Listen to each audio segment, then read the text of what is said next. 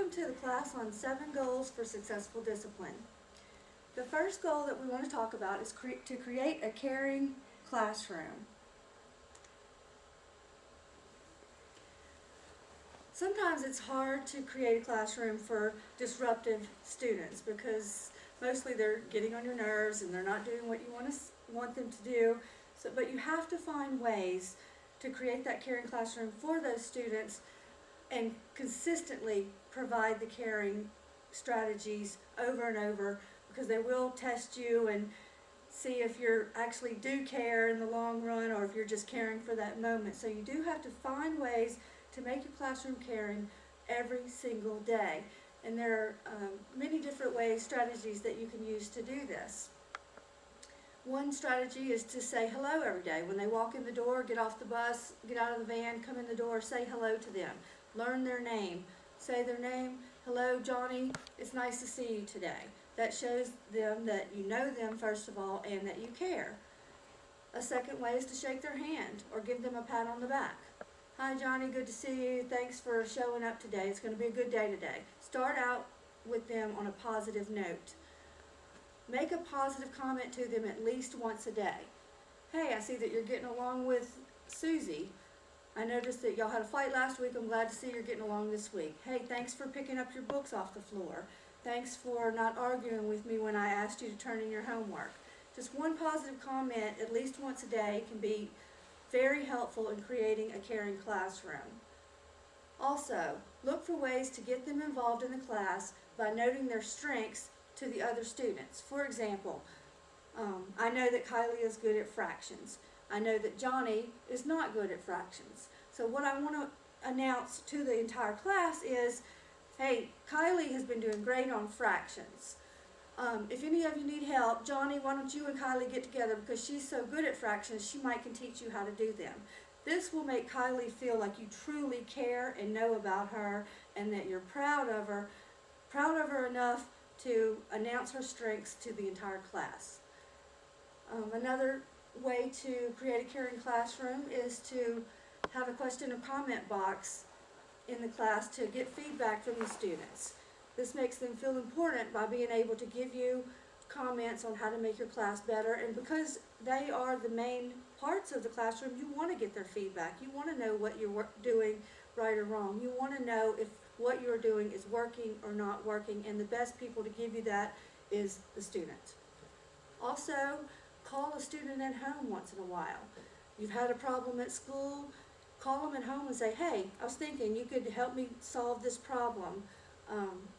By taking the time out of your personal time to give them a call makes them feel very important and like you care enough about them and respect them enough that you think they can help you solve this problem. Or call them and say, hey, I'm thinking about implementing this new lesson plan tomorrow. Do you think this will work in the classroom? Give them that opportunity to give you feedback and suggestions. Also, when you are wrong, say you are sorry. Do not let your pride get in the way of apologizing to a student when you have made a mistake. If you've reacted out of anger and screamed at a kid, make sure you apologize and admit that you were wrong. This is good role modeling. This shows the kid that you yelled at, that you care, and it's just overall good practice. And finally, have class meetings, a class forum, and for letting the kids share their feelings, their comments, their feedback, what's working, what's not working. It makes them feel like they are a necessary part of the class and that they are actually a part of the class and not just people showing up to learn, that they have value and they're interested in making the program better. A second goal for successful discipline is to teach self-control.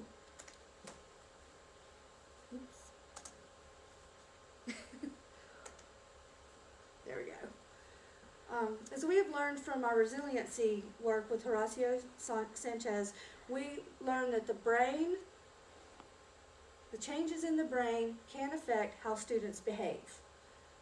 We know that if they're having a bad day or they're abused at home or they've gone through really something terrible at home and they come to school, they're probably not going to be 100% in the classroom because their brain is dealing with so much at once. We know that we have all these kids with ADHD and with other mental disorders that are on medication for things to change their brain back to what we think is normal. So we have to remember that what is going on in the child's brain that is affected by his home life, personal life, and everything else that is bothering them or causing stress for them is going to affect how they act in the classroom. Also, when teaching self-control, we have to remember that bullying affects behaviors. When kids get their buttons pushed by teachers or by other students, of course they're going to react to that. We need to teach self-control skills that are practical and realistic and provide time for the students to practice these positive behaviors for self-control. We can do this. There's 6 strategies for teaching methods of self-control. For example, for button pushing. When you see a student allowing his or her buttons to be pushed, ask them 2 questions. Who is pushing your buttons, and why are you letting them win? Or are you going to let them win? This doesn't necessarily solve the problem, but it gives the student time to stop, to think, and figure out a solution before they react. So it just slows down the reaction time. Also, there's something called PTI, create a power to ignore button, PTI button. Basically, it's just a button that they can wear, and when a student has this on, all the other kids in the classroom know that they do not want to be bothered. They do not want their buttons pushed, they don't want to be talked to, they just want to be left alone for the time being. So when someone is wearing this power to ignore button, it's known throughout the school that this child needs to be left alone for a while. And also there's a STAR method. Teach students to stop, think, ask, and react when something happens. So if someone picks a fight with them, instead of just punching back, they could stop, take time to stop, think about what's going on, ask for help or for guidance from you, and then react, rather than just punching back. And I know that's so difficult with the disruptive kids that we deal with, but I think if we take time to practice it enough, we can instill this in our kids and at least slow down their reaction times before it becomes a huge mess. Also, other relaxation strategies include, strategies for self-control include relaxation strategies such as breathing, guided imagery, and meditation, and any types of stress management, taking a walk, journaling, anything you can think of that kid listening to the music, iPod, something like that, just to give the kid time to calm down. Okay, and the third goal for successful discipline is to promote concern for others. And this basically just let the students be helpers to other students. It's hard to build self-concern when kids are so focused on themselves. So to teach them how to care about others can be quite difficult. But there are ways that you can do this, and you just have to provide them the opportunities to learn how to care for someone else. For example, help them find activities that give them opportunities in the classroom. They could be a mentor.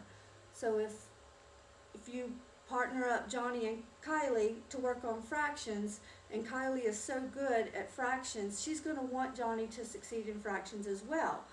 So by giving her that opportunity to help Johnny, she's going to be invested in whether or not he succeeds. So just provide opportunities for the kids to help another kid. Give them opportunities to show that they make a difference in other people's lives also. So volunteer work, community service. Don't just allow them to do the volunteer work and then leave. Provide some follow-up activity that shows the results of their volunteer work. If they went to a nursing home and handed out Valentine's cards or flowers to the older people in the nursing home. Allow the nursing home to follow up in some way and let the kids know how much it meant to them to have them come and help them for a day.